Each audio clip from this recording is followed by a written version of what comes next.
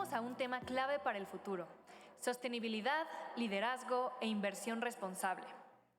Como moderadora va a estar Marta Martín, CEO y fundadora de Turning Point. Igualmente nos acompañan Aline Gómez Acebo, directora de sostenibilidad de Asisa y CEO de Enixa.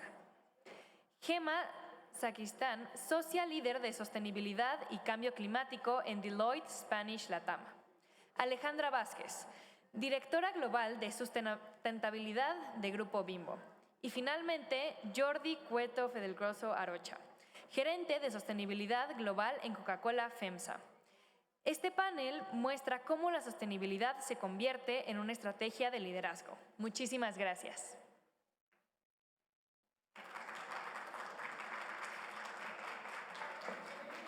Muchas gracias a todos. Muchas gracias a todos los que estáis viendo en este panel para hablar de sostenibilidad. Melinda Gates dice que nada puede detener a las mujeres y hombres decididos a transformar el mundo. Y la sostenibilidad definitivamente es una transformación. Es una transformación de adaptarnos y de hacer, sobre todo, que las empresas, y aquí tenemos grandes líderes de sostenibilidad, puedan seguir generando valor a lo largo del tiempo. Y es muy interesante porque en este punto de inflexión, que es la sostenibilidad, la mujer está tomando un liderazgo muy relevante. Diversos estudios y artículos cuentan que las posiciones directivas de sostenibilidad, y a los hechos me remito, lo podéis observar, está liderado por mujeres. Pero además, el 80% de las mujeres son las que lideran las decisiones de consumo sostenible.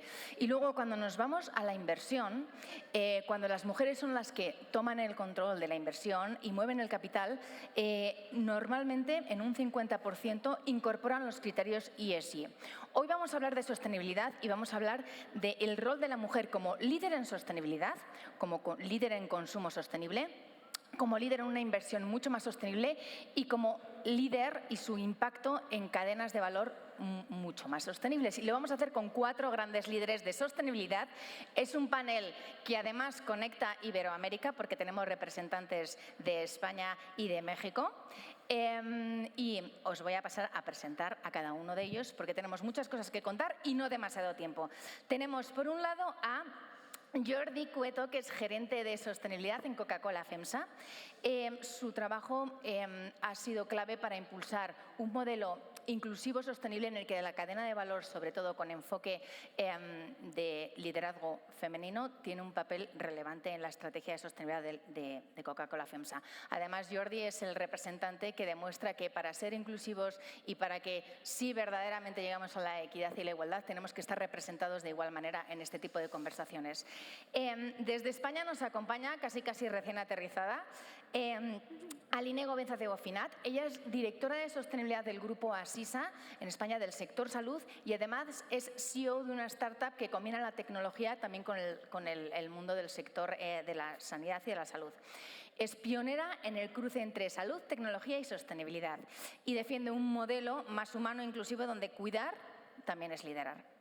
De México, pero recién aterrizada de Serbia, nos acompaña Alejandra Vázquez, directora global de sostenibilidad en Grupo Bimbo.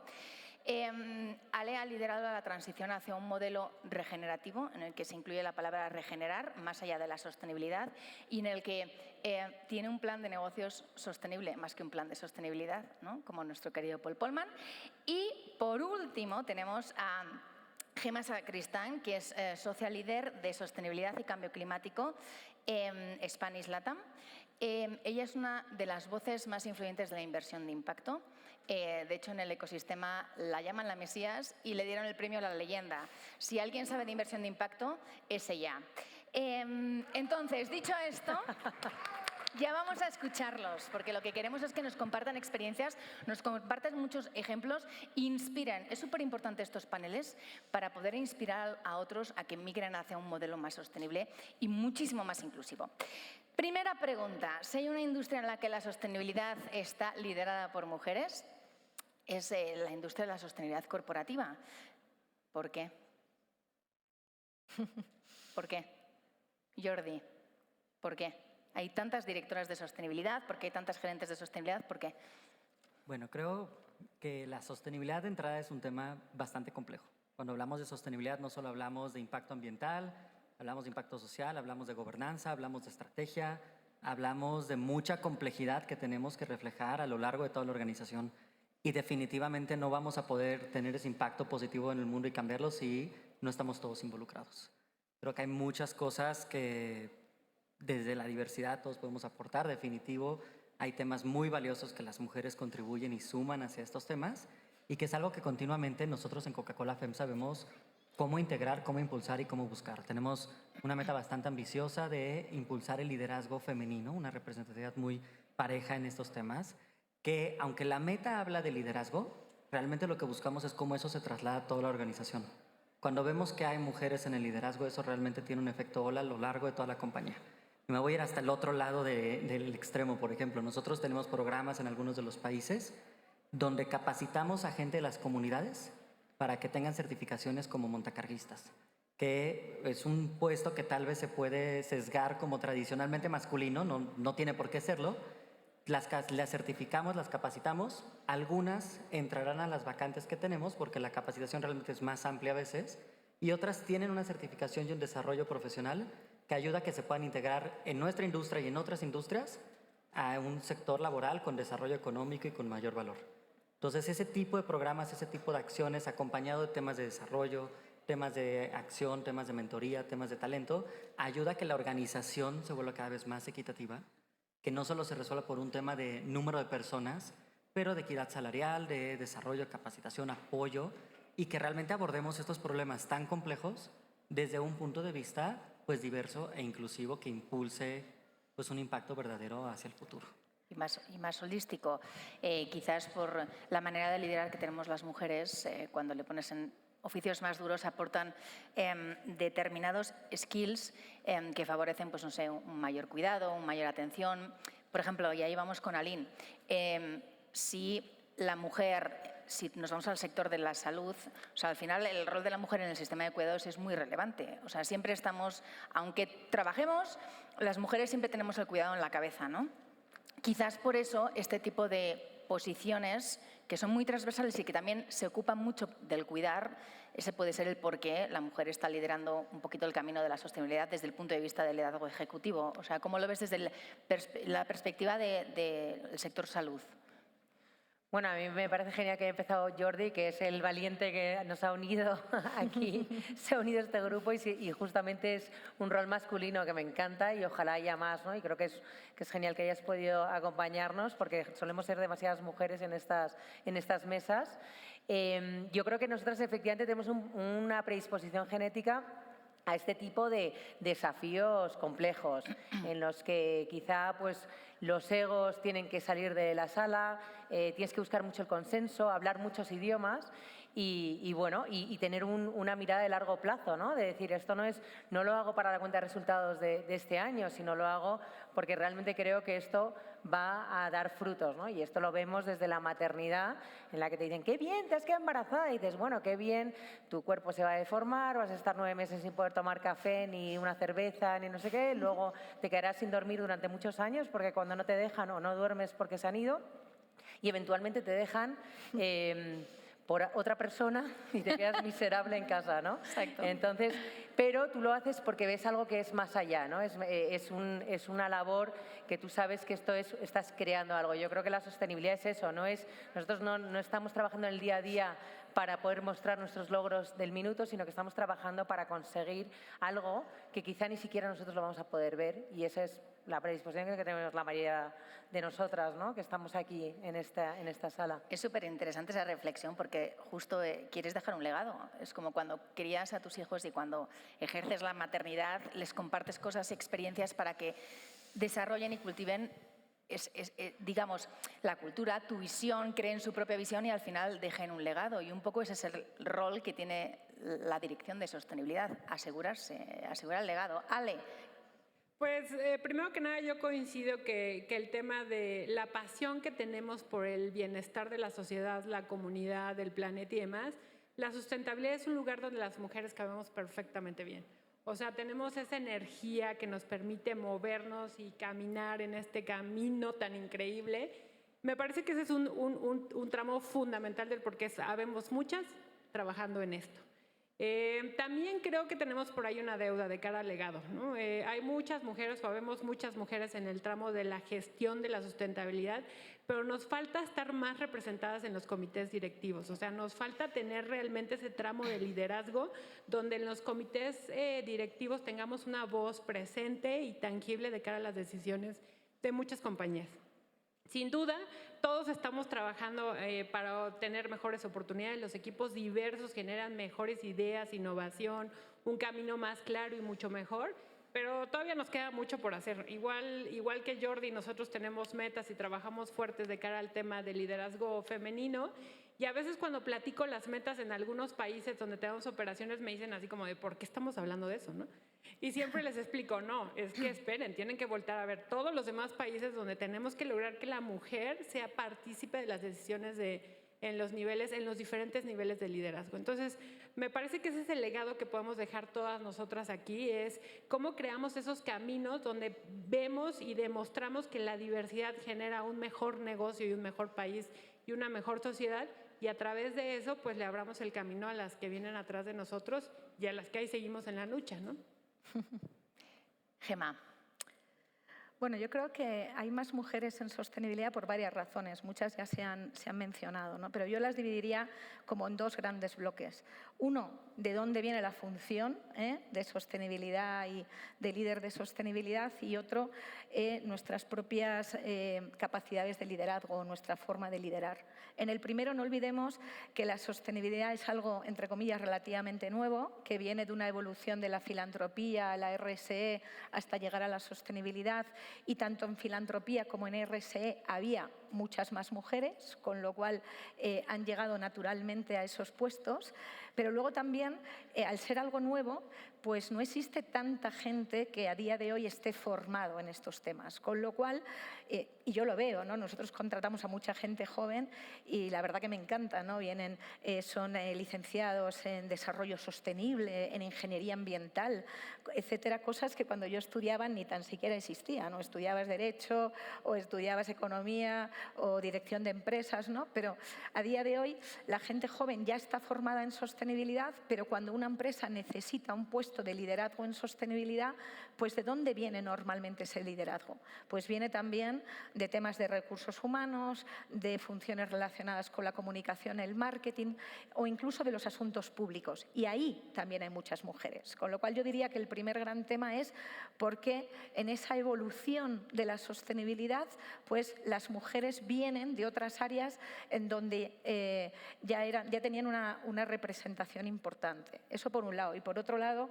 creo que también es muy importante o muy relevante nuestra forma de liderar. Nuestra forma de liderar, las mujeres tienden a ser más empáticas, tienden a ser mucho más compasivas, tienden sobre todo a pensar a largo plazo, y este tipo de funciones son muy importantes. No olvidemos que los hombres están más enfocados en la acción, mucho más enfocados en el corto plazo. Las mujeres somos más reflexivas y entonces en ese camino de transformación que es la sostenibilidad, pues nos ayuda nuestra forma de liderazgo. Y eso sin olvidar la naturaleza protectora de la que hablaba Lynn, que también nos ayuda a pensar en el cuidado del medio ambiente, de la sociedad y sobre todo a buscar crear un impacto positivo a través del día a día de nuestras funciones de liderazgo. Y si os dais cuenta, muchos temas muy interesantes que habéis dicho, pero uno de ellos es la sostenibilidad, por lo que estáis contando, está haciendo que las empresas sean mucho más humanas. Están incorporando a más mujeres y les están dando mayor relevancia. Hay una deuda pendiente, dice Ale, y tiene toda la razón, que la voz de la sostenibilidad está al más alto nivel en los consejos de administración. Sin embargo, esto también está haciendo que la sostenibilidad, que de repente todavía te encuentras en foros que te dicen esto es lo de los verdes, ¿no? El medio ambiente, no, la sostenibilidad. Hay una parte súper importante, cada vez más importante, que es la S, lo social, y es donde vas a generar impacto. Y Ale, a mí me gustaría que tú nos contaras un poquito más y profundizaras en la S y en esto que nos has contado, que cuando la mujer lidera, el liderazgo es diferente.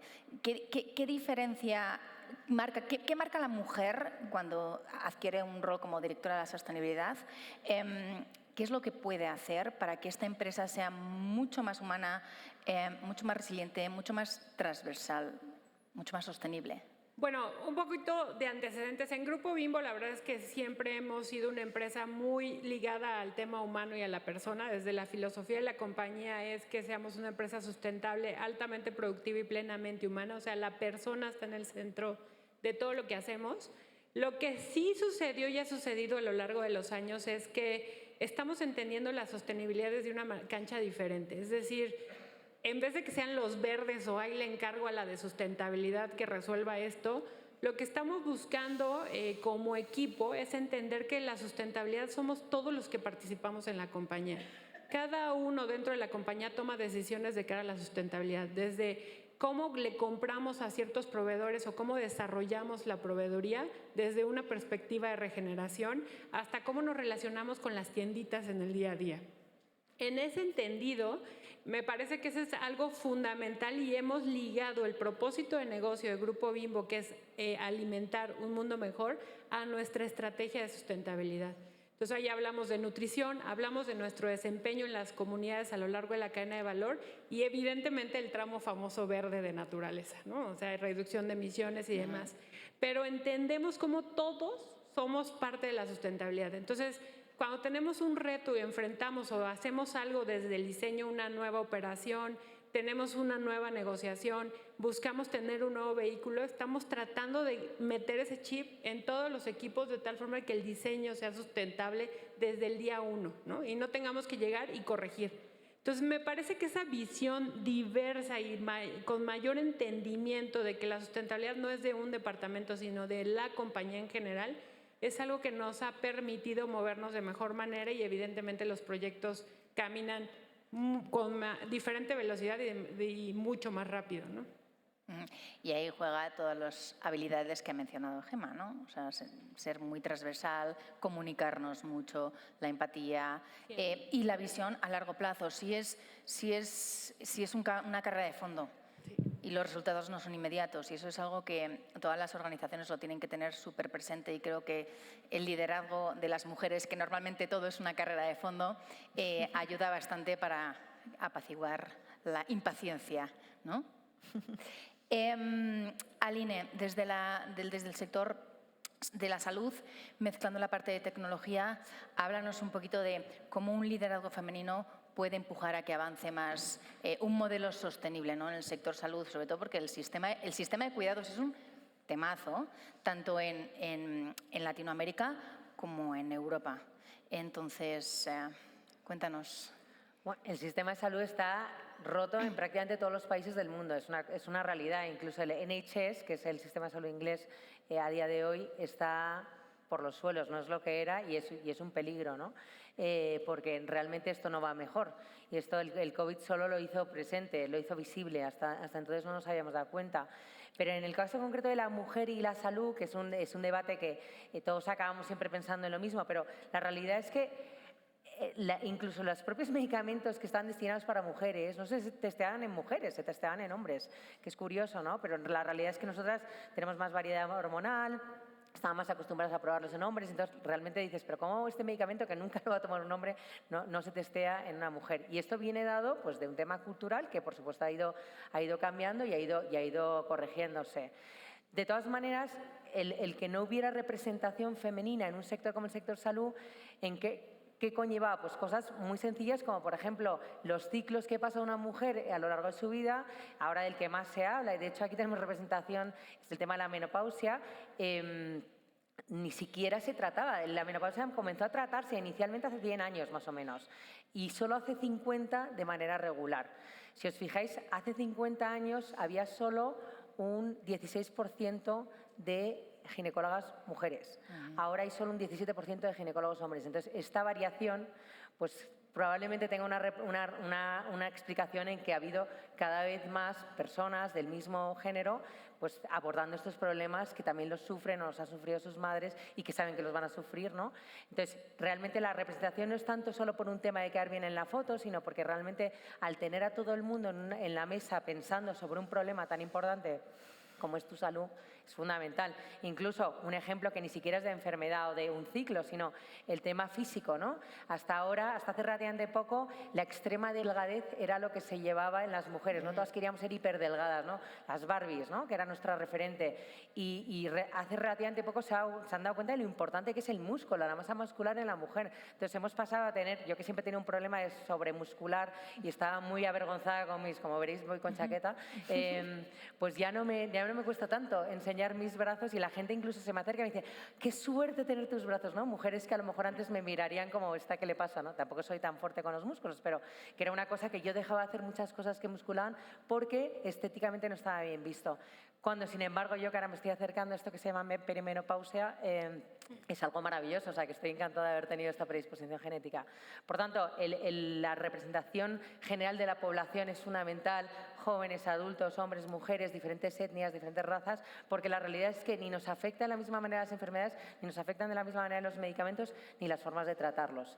Así que, bueno, pues todas las que tengamos hijas, animémosles a que exploren estas carreras, no solo desde la perspectiva del cuidado, sino desde la perspectiva de la ciencia y la investigación.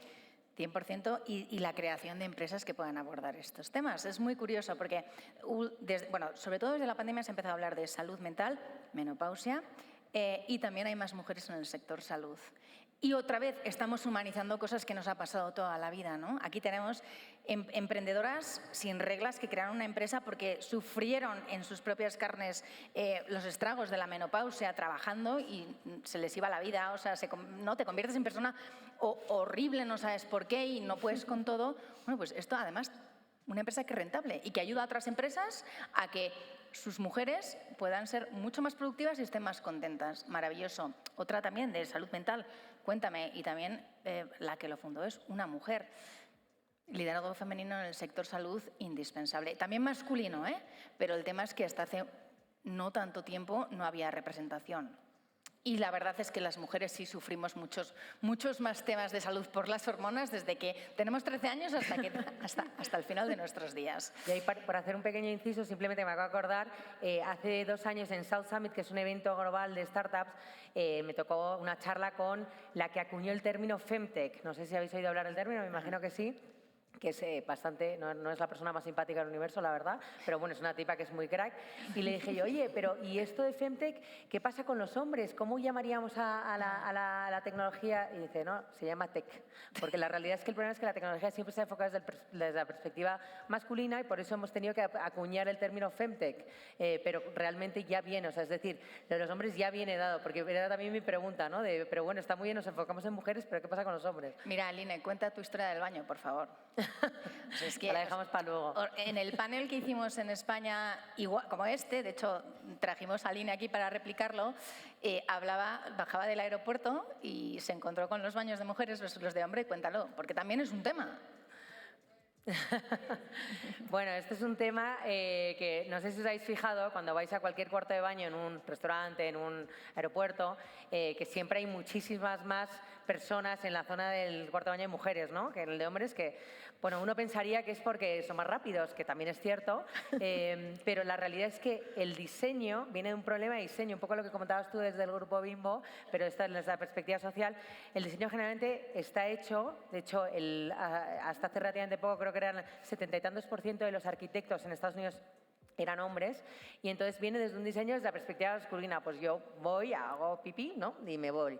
Y entonces, ¿qué pasa? Que la mujer no viene generalmente sola, viene pues con un niño, o viene con bolsos, o el abrigo, o el no sé qué, entonces nos demoramos más porque el diseño no está hecho para que nosotras podamos ir de la misma rapidez, ¿no? Y además tú dices, no, pero si el espacio es el mismo, ya, pero bueno, los hombres tienen 2 maneras de poder ir al cuarto de baño, esto es solo una. Entonces, esto fue como la inspiración del último web y la realidad es que, una vez más, el diseño, lo importante que es a la hora de crear negocios, crear salud, pues Sí. tener esa perspectiva también desde el diseño de un proceso, de un negocio, bueno, en temas de cuarto de baño. Así que la próxima vez que vayáis al cuarto de baño y veráis la cola de las mujeres, os acordaréis de esta charla, me imagino. Sí, es súper importante entender las diferencias para llegar a una sociedad verdaderamente inclusiva. Gema, la inversión, temazo. La importancia de incorporar y hacer un call to action para que más mujeres se incorporen al mundo de la inversión. Tú eres especialista en inversión de impacto, pero creo que tenemos que partir de la premisa básica inversión y las finanzas, ¿no? Sí, yo creo que hay que diferenciar entre la mujer como inversora a nivel individual, digamos cualquiera de nosotras, y aquella que lo hace a nivel profesional, ¿no? Claramente tenemos una brecha grande. Las mujeres y las finanzas no siempre van de la mano y se está haciendo un gran esfuerzo porque las niñas, por ejemplo, lleguen al mundo STEM y me parece que está fenomenal. Pero no podemos olvidar los temas financieros. En general nos falta a todos educación financiera. Se están haciendo algunos avances al respecto. Desde mi humilde punto de vista, estos temas deberían estar en el currículum obligatorio de los colegios. Da igual que seas hombre o mujer, necesitas educación financiera para tomar decisiones financieras responsables y sobre todo bien tomadas a lo largo de tu vida, con lo cual creo que hay una brecha importante, como digo, ni tan siquiera solo en género, en hombres y mujeres, pero las niñas, y hay muchos estudios que lo prueban, y en general las mujeres tenemos más adversión al mundo financiero y a tomar nuestras propias decisiones financieras. Se están haciendo algunos avances, especialmente con las niñas. No sé si conocen el programa Inspiring Girls, que está llevando líderes de sectores no tradicionales a las niñas. Bueno, pues está llevando también banqueras, gestoras de fondos de inversión, etcétera. Yo colaboro mucho con ellas y vamos a los colegios a hablar de la importancia de todos estos temas, pero no solo ocurre con las niñas, sino a lo largo de la vida de las mujeres, ¿no? Entonces está habiendo cada vez más plataformas de educación financiera apoyados en tecnología. Hay algunas relevantes a nivel regional en América Latina, como la de Mujer Financiera, y también plataformas tecnológicas que acercan o facilitan la inversión a las mujeres, como por ejemplo en México una que se llama Pillow. Pero creo que además es muy relevante porque las mujeres, a medida que estamos incursionando mucho más en el mercado laboral, a ganar más dinero, a tener más independencia financiera, no nos va a quedar otra que tomar decisiones o delegarlas a alguien más, que no significa que vayan a estar mejor o peor, o incluso aunque lo delegues, hay que tener cierta cultura pues, para tomar buenas decisiones. Pero sobre todo hay un dato muy relevante que creo que va a marcar el futuro de todo esto, ¿no? Más allá que, como digo, las mujeres, no todas, pero cada vez hay más independencia económica, tienen más dinero, ahorran más y por lo tanto tienen que invertir su dinero, directa o indirectamente, pero también es muy relevante que en los próximos años las mujeres van a heredar un 70% de la riqueza mundial. En las próximas 2 generaciones los baby boomers van a heredar, las mujeres van a tener más dinero que van a tener que gestionar, con lo cual relevante, como he dicho, la mujer inversora a nivel individual. Pero si lo llevamos a nivel profesional, pues la realidad que también hay pocas mujeres invirtiendo, ¿vale? Y da igual que dirijas un family office que un fondo de inversión. Todavía hay pocas mujeres invirtiendo y su voz se tiene que oír cada vez más. ¿Por qué? Pues porque las mujeres tienden a invertir más en sostenibilidad, como has dicho tú, Marta, el 80% de las decisiones de inversión tienden a meter los factores ESG en sus inversiones, pero también a invertir en mujeres, con lo cual es muy relevante que haya más mujeres invirtiendo para que la inversión sostenible y la inversión de impacto se lleve a escala. Todavía no hay tantas. Hay una red que me gusta mucho que se llama WeInvest, que aglomera o aglutina a 300 mujeres inversoras de América Latina que gestionan oficinas patrimoniales de familia o fondos de inversión, y cada vez por suerte, empieza a haber más fondos de inversión que son liderados por mujeres y que invierten en mujeres. Hay una en México que me gusta mucho que se llama Amplifica Capital, Diana Raptis, pero también tenemos a nivel latinoamericano el Fondo ILU, a nivel Conseit en Centroamérica, con lo cual hay algunos ejemplos ya, empezamos a ver en fondos de inversión en los cuales la tesis de inversiones tenemos mujeres liderando, pero sobre todo invierten en mujeres. Y esa inversión en mujeres, que es lo que en el mercado se conoce como lentes, porque aglomera el movimiento de inversión con lentes de género, normalmente invierten en distintas tesis, pero yo las aglomeraría en 3. Mujeres que lideran empresas, y ahí tenemos todas las MIPYMES lideradas por mujeres, en los cuales obviamente tradicionalmente las microfinancieras han visto esa gran oportunidad, luego pasó a los bancos y empieza a estar ya mucho más en los gestores de activos, con lo cual la oportunidad de invertir en MIPYMES lideradas por mujeres, pero también en las empresas que tienen mujeres en el liderazgo, especialmente en los consejos de administración y en los comités de dirección, y también invirtiendo en productos y servicios que mejoran la vida de las mujeres y las niñas, y ahí sin duda alguna el gran boom es la oportunidad de invertir en Femtechs, como decía anteriormente alguien. Sí. Con lo cual una gran oportunidad, estamos viendo cómo vamos avanzando, pero todavía queda mucho por hacer. Y que además Gracias. justo estábamos hablando antes de entrar en el panel, Anine, Gemma y yo, y comentaban que las mujeres además somos muy cuidadosas y muy responsables a la hora de tomar decisiones cuando ponemos el capital en una inversión, lo estudiamos muy a fondo y somos muy duras, porque yo creo que lo que habéis comentado es esta visión de largo impacto, del legado que tengo que dejar, de la responsabilidad que llevamos encima, cargando encima mucho tiempo. Entonces, no puede salir mal si la inversión está liderada por mujeres. Y ligando un poquito este tema, Jordi, cuéntanos cómo una empresa como Coca-Cola FEMSA apuesta mucho por este liderazgo femenino en la cadena de valor, algo que es absolutamente indispensable, ¿no? Porque va a alimentar el círculo virtuoso del liderazgo femenino para que llegue a mayor escala. Cuéntanos un poquito, tanto desde la perspectiva de lo que estáis haciendo, como tú, desde tu experiencia, los proyectos que has apoyado para que la cadena de valor también sea liderada por mujeres. Bueno, en Coca-Cola FEMSA, nosotros hace como 2 años renovamos nuestro marco de sostenibilidad. Y uno de los temas que hicimos es que uno de los pilares era la parte de diversidad, equidad e inclusión. Lo movemos como un pilar y se vuelve uno de los ejes transversales. Pensando cómo el tema de diversidad, equidad e inclusión impacta en todo lo que hacemos. Perspectivas en temas de agua con los proyectos de acceso a agua en las comunidades, perspectivas de desarrollo comunitario, en abastecimiento sostenible, en bienestar integral de empleados, entre otros temas. Cuando empezamos a hablar de la cadena de valor, pues obviamente empezamos desde el liderazgo, el desarrollo de nuestros empleados, apoyo a empleados en temas operativos. Tenemos muchos proyectos, por ejemplo, de desarrollo tech, Femtech, con Laboratoria o con French Tech, por ejemplo, para apoyar al desarrollo de habilidades STEM. Tenemos muchos temas desde la gobernanza en el reporteo, donde públicamente reportamos datos como temas de paridad salarial, en muchos de los datos desagregados demográficos por género, que empieza por medir, identificar y reconocer, oye, ¿dónde está el impacto? ¿Qué está pasando? ¿Cómo se va resolviendo? Y luego vemos cómo eso lo vamos extendiendo a la cadena de valor. Coca-Cola FEMSA es un embotellador del sistema Coca-Cola, es un joint venture entre Coca-Cola y FEMSA, de ahí viene el nombre, el más grande del mundo, cerca del 13-15% del volumen global lo operamos nosotros en 10 países de Latinoamérica. Y lo que es muy impactante es que tenemos cerca de 2.2 millones de puntos de venta. De ese 2.2, el 80% son pymes. La tiendita, la barrotería, la fondita, todos esos lugares donde podemos encontrar pues nuestra agua Ciel y la bebida Coca-Cola y los jugos del Valle y la leche Santa Clara y todo lo demás, todos esos lugares. Resulta que en México 6 de cada 10 los operan mujeres.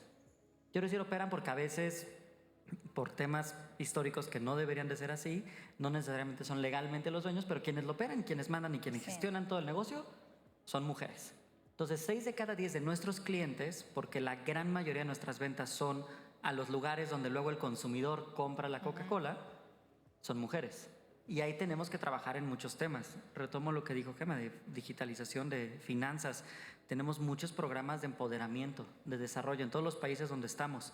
cómo les damos las habilidades, la tecnología, para que sepan manejar la parte financiera, para que la barrotería ya pueda cobrar con tarjeta de crédito, para que pueda extender su oferta de servicios, que ya no solo sea pues vender los productos, porque cerca del 25% de las ventas de una tiendita son productos de la marca Coca-Cola. Yo a veces digo que es el 100%, porque si voy a una tiendita y no hay Coca-Cola, pues me paso a la siguiente, ¿no? Me voy a llevar mi gansito, me voy a llevar mi Coca-Cola, pues me paso a donde sí está el refri, ¿no? Pero eso implica, si te pongo sistemas digitales, si le pongo capacitación en finanzas, si pongo desarrollo tecnológico, voy a ayudar a incrementar las ventas por ticket, voy a ayudar a incrementar el flujo, voy a ayudar a incrementar la oferta, que ya no solo sean los productos, que sea una recarga de celular o pago de servicios. Y eso eventualmente pues trae un impacto en toda la familia y la comunidad que depende y que está cercana a esos negocios. Y es una forma de que lo vamos integrando. ¿Qué pasa? Cuando entendemos y reconocemos e identificamos esos indicadores, pues el siguiente paso es, pues acciónalos. Si ya sabes que 6 de cada 10 son mujeres, o dicho de otra forma, 4 de cada 10 son hombres, pues tienes una mayoría femenina, por lo tanto desarrolla y trabaja en tus productos, en tus servicios, en tus ofertas, con esa perspectiva integrada. Y luego ve cómo se refleja a lo largo de toda la organización y de toda la cadena de valor, porque al final eso es lo que va a tener un verdadero cambio en este lado y en nuestro caso, pues en cerca de 1.8 millones de puntos de venta en Latinoamérica que atendemos, que se podría decir son 1.8 millones de familias y de gente y de todos los que están ahí involucrados en esta cadena.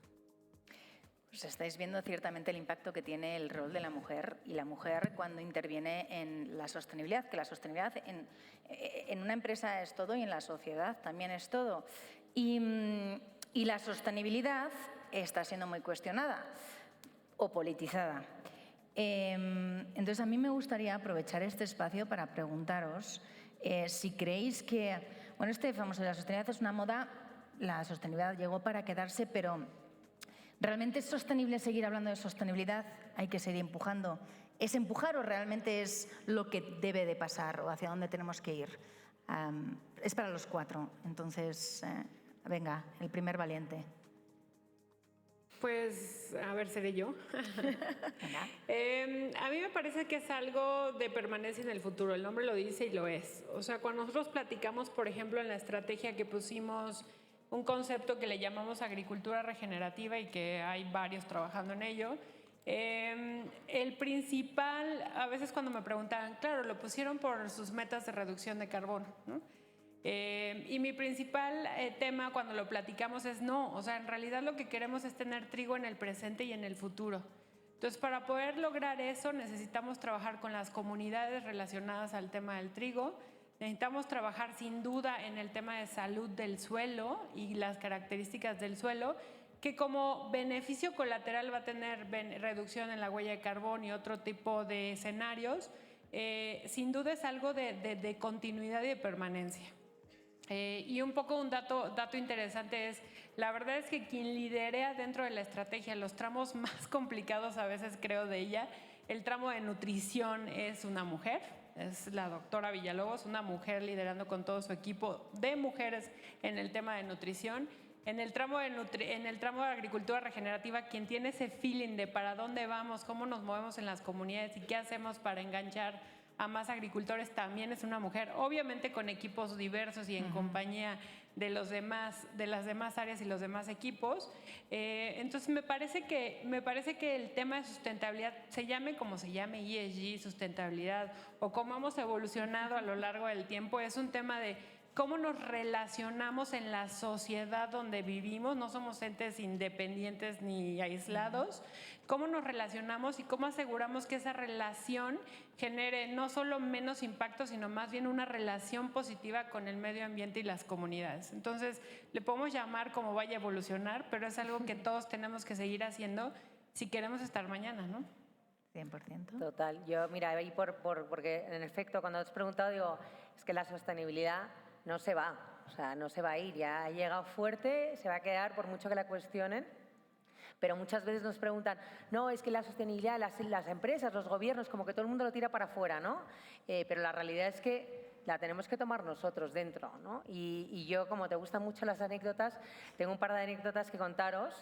La sostenibilidad no es solo reciclar en casa, ¿no? Cuando digo llevarlo adentro no es, oye, voy a separar, sino es teniendo la perspectiva correcta, ¿no? Desde la ética hasta la parte más social.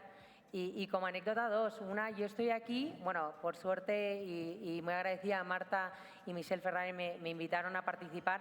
La verdad que yo no pensaba venir. Si estoy aquí hoy es porque fue mi marido que se empeñó y dijo, no, vamos y vamos a verte, que tus hijos te vean, ¿no? Que es muy bonito como tú, como madre, eres capaz me estoy emocionando, de poder hablar a gente y contar un mensaje. Y luego otra anécdota, para que veáis cómo creo que es importante generar estas tendencias.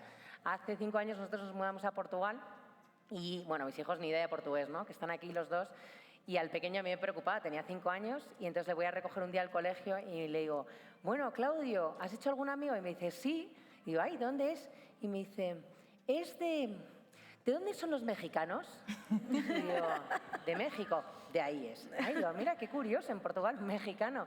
Y entonces, nada, Gonzalito, que era su amigo mexicano, íntimos. Entonces yo les llevaba un día, de repente les estoy llevando a tomar un helado y estaban ellos en la parte de atrás sentados y Gonzalito mira por la ventana y dice, mira, Claudio, ¿has visto ese edificio? Y Claudio, sí, está muy padre.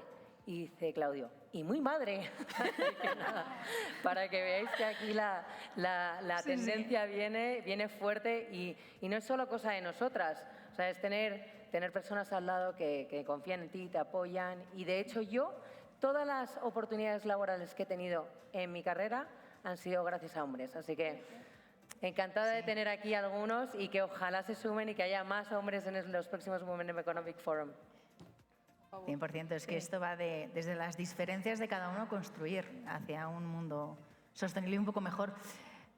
Tenemos poco tiempo y necesito vuestra... ¿Es sostenible seguir hablando de sostenibilidad, Gemma? Sí, sin duda, sin duda. Yo creo que hay un cambio de paradigma. Probablemente venimos de un péndulo que quizás se fue demasiado a un lado y se está un poco redefiniendo. Pero nosotros que hablamos con clientes en distintas industrias, la realidad que lo seguimos viendo desde el lado de la oportunidad de negocio, de proteger tu balance, de generar EBITDA. Y es verdad que tenemos clientes, ¿no?, que te hablan de, el anti-ESG o, a mí ayúdame a hacer, pero lo mínimo, no un buen reporte de sostenibilidad. Y dices, pero para tener un reporte de sostenibilidad hay que hacer cosas, ¿no? No solo es contar, hay que hacer, ¿no? Pero en general, creas más o menos en ello, no podemos olvidar que los gobiernos van y vienen, los políticos van y vienen, y este anti-ESG yo creo que pues sí ha hecho mucho ruido, y ya no solo es anti-ESG, también ha habido un anti-género, diversidad e inclusión, en el cual ha habido empresas pues que probablemente por miedo y ante aquellas cartas de si usted sigue estas políticas no va a poder licitar en ningún contrato del sector público americano, pues hay empresas que se han echado para atrás. Pero no podemos olvidar varias cosas que han pasado recientemente, me imagino que algunos de ustedes las han visto en la prensa. Ha habido empresas americanas que han estado muy forzadas a hacer esto, pero que probablemente la han jugado, entre comillas, bastante bien o de forma distinta y han dicho, no, sí entiendo la visión del nuevo gobierno, pero yo soy una empresa pública, yo cotizo en bolsa y entonces tengo que llevar estos temas a los órganos de decisión y al gobierno corporativo, con lo cual están llevando estos temas a la votación de sus consejos de administración.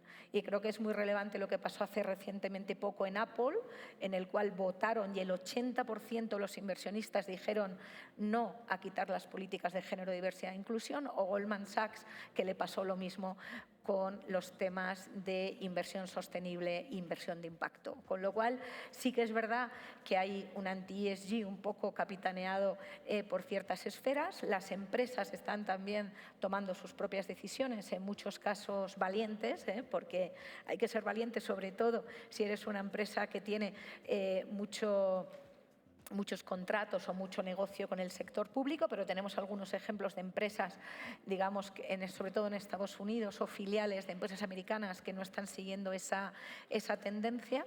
Y luego, me gustaría hablar de un par de cosas más que vemos en el día a día, ¿no?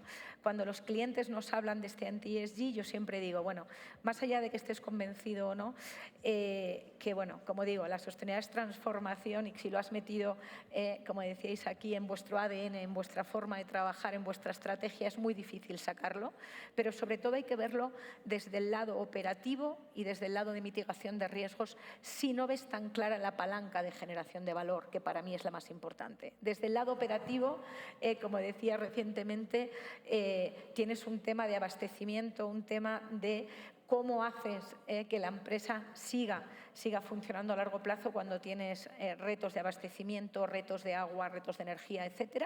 También se puede ver ese lado operativo por el lado de ahorro de gastos, y sin duda hay grandes ejemplos tanto en FEMSA como en Bimbo de utilizar la electromovilidad, por ejemplo, de última milla, la eficiencia energética, la energía renovable con paneles solares en todo lo que tiene que ver los centros de abasto, los almacenes, las oficinas, etcétera. Con lo cual, desde el lado operativo es clara la ventaja, y luego no podemos olvidar todos los temas de mitigación de riesgo. Y ahí, sin duda alguna, para mí, lo están viendo las empresas en cómo gestionar bien los temas ESG o los temas sostenibles. Te ahorran costes porque este riesgo claramente te puede llevar a un coste. Ni hablar de lo que está pasando en todo el mundo en riesgo climático y lo que ha pasado hace escasas semanas aquí en México. Con lo cual, si no lo ves como una palanca de generación de valor, por lo menos míralo desde el lado de tu EBITDA, míralo desde el lado de la rentabilidad de tu empresa, con gestión operativa y gestión también o mitigación de riesgos, ¿no? Y el último tema al que me gustaría hablar es que nosotros estamos lanzando estos días, lo pueden ver en las redes sociales y también en nuestra página web, una encuesta a nivel mundial de líderes de sostenibilidad y sobre todo del C-Suite, en lo cual hemos entrevistado a 2.100 personas en 27 países. De eso, 60 son CEOs en México, de cómo ven el tema de sostenibilidad. No voy a dar obviamente todas las cifras, pero me gustaría hablar de tres temas en particular. El primero, el 45% de estos CEOs ven la sostenibilidad en el top 3 de sus prioridades y lo ponen al mismo nivel de todos los temas de tecnología y inteligencia artificial, la geopolítica y los temas macro y la sostenibilidad. Como cual, casi la mitad de los CEOs ven la sostenibilidad en sus prioridades, en el top 3 de sus prioridades. El segundo, el 66%, 2/3, ve que la sostenibilidad es importante en esas palancas de generación de valor. Le crea valor al EBITDA, le genera ingreso, ¿vale? Y el tercer tema, el 88% de los CEOs ve importante que la sostenibilidad no sea algo aislado, sino que la sostenibilidad esté metido en el ADN, en su forma de trabajar y sea básicamente la estrategia de la empresa. No tener dos estrategias, una estrategia corporativa y una estrategia de sostenibilidad, sino que el 88% cree que la sostenibilidad es ya hoy en día una parte intrínseca de la sostenibilidad corporativa. Creo que estos números hablan por sí solos sobre la visión del mundo empresarial en torno a la sostenibilidad. Jordi, tenemos rapidísimo para que nos cuentes. Claro que sí. No puedes decir otra cosa, porque vamos 3-1, o sea, tienes que decir que sigue. Creo que hay algo muy importante. La sostenibilidad está evolucionando, está madurando. Ha habido sostenibilidad buena, ha habido sostenibilidad que ha generado valor y ha habido sostenibilidad tal vez no tan conectada al negocio, tal vez con otros focos y otra resiliencia, y eso ha empujado un poco este movimiento anti-ESG. Pero yo estoy muy convencido que es un tema de narrativa, es de lo que se está diciendo, no de lo que se está haciendo. Hay tres cosas que yo creo, y voy a tomar un poquito el ejemplo de Ale, porque creo que hay que reconocer mucho las mujeres que están involucradas y participando en esto, porque mi rol es más de estrategia y de reporteo. Somos 2 personas en el equipo, la mitad del equipo es mujer, que es mi compañera que está ahorita en la oficina, pero somos una organización donde la sostenibilidad está integrada en todos lados. Creo que la primera es un tema de resiliencia.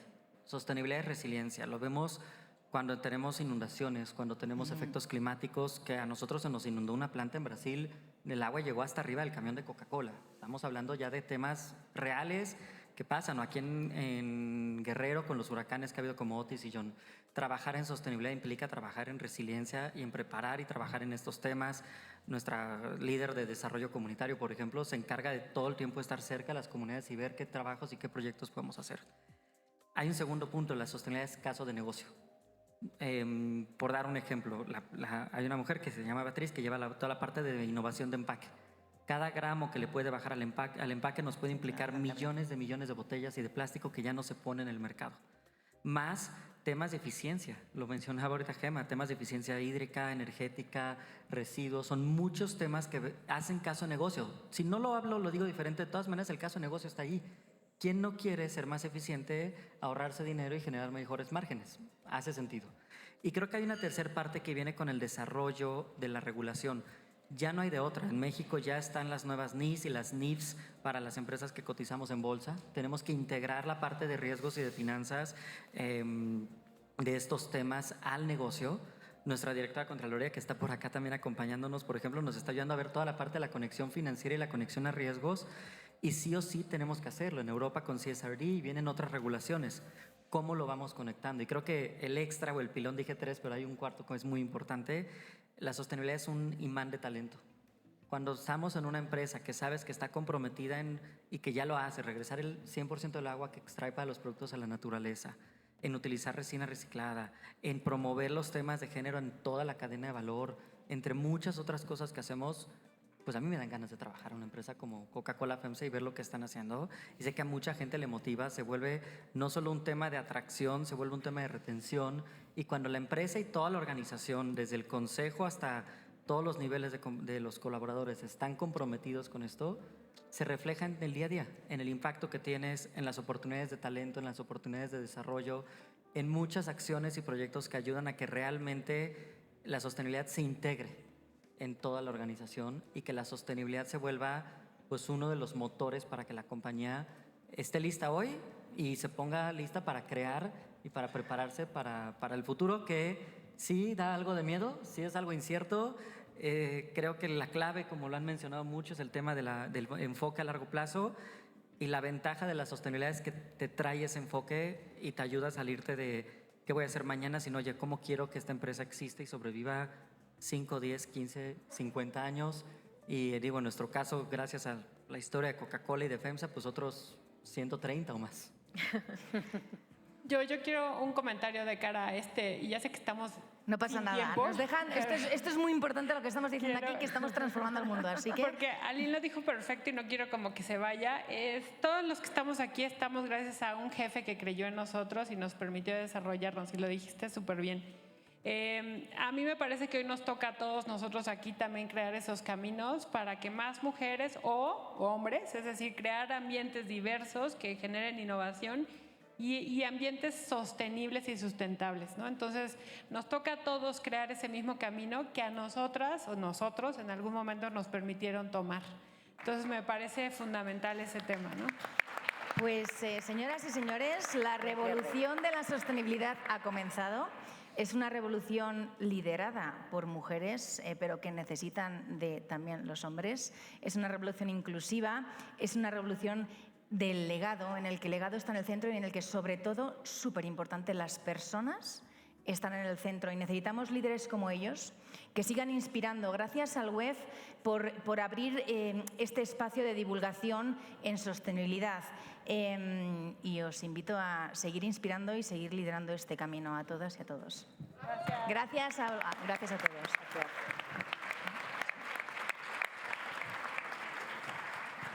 Bueno, Una foto, ¿no? ¿Esperamos? Sí. sí. Ahora le pedimos, por favor, que pase.